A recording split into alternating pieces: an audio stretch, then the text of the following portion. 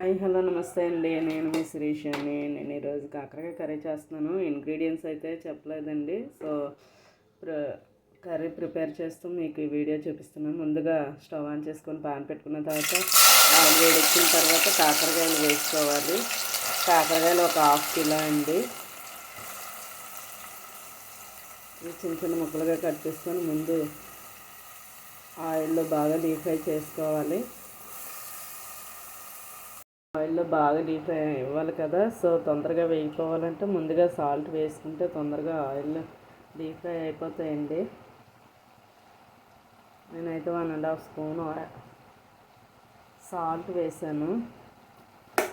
Salt వేసామంటే తొందరగా అయిపోతుంది, వేగిపోయి బాగా మంచిగా. సో తర్వాత ఆనియన్స్ కట్ చేసుకొని వేసుకోవాలి. కాకరకాయలు బాగా వేగిపోతున్నాయి కదా, ఇప్పుడు ఆనియన్స్ వేసుకోవాలి.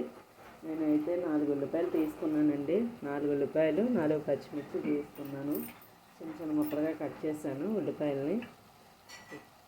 ఇప్పుడు 2 బాగా డీప్ ఫ్రై అవ్వాలి.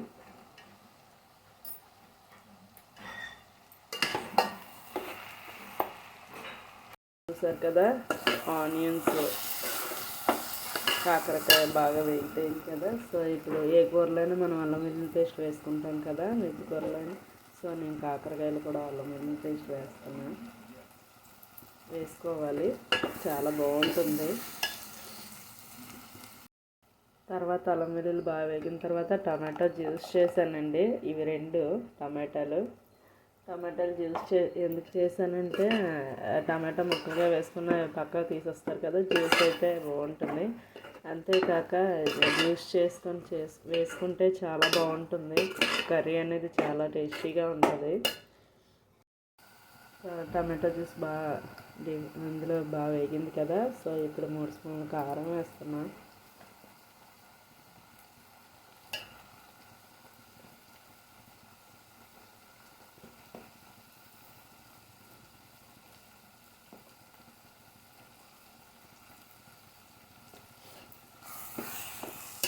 ఆల్రెడీ సాల్ట్ యాడ్ చేస్తాను కదా, సరిపోతుంది. 2 స్పూన్స్ సాల్ట్ యాడ్ చేశానండి. యాడ్ చేస్తాను కదా, కారం కూడా కొద్దిగా మంచిగా వేగిన తర్వాత నిమ్మకాయ ముక్కంత చింతపులుపు అండి నానబెట్టుకొని యాడ్ చేసుకుంటున్నాను లాస్ట్లో. ఇది లాస్ట్లో యాడ్ చేసుకోవాలండి. బాగా ఉప్పు కారం అన్నీ వేగిన తర్వాత చింతపులుపు యాడ్ చేసుకుంటే బాగుంటుంది.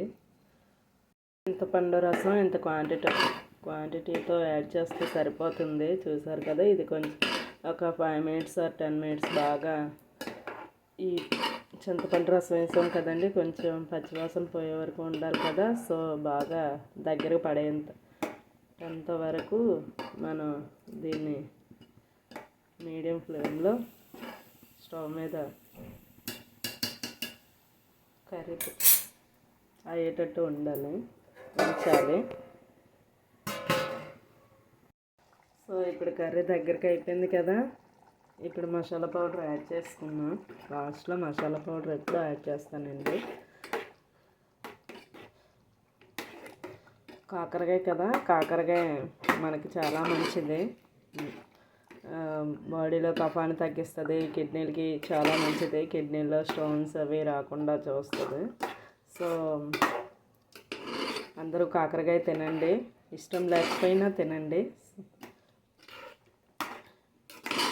కాకరకాయ చేదు అంటాం కానీ అది వండుకొని విధానం బాగా చేసుకుంటే కాకరకాయ కూర కూడా చేదుగా ఉండదండి. సో చూసారు కదా, ఫైనల్లీ కాకరకాయ కర్రీ రెడీ అయిపోయింది.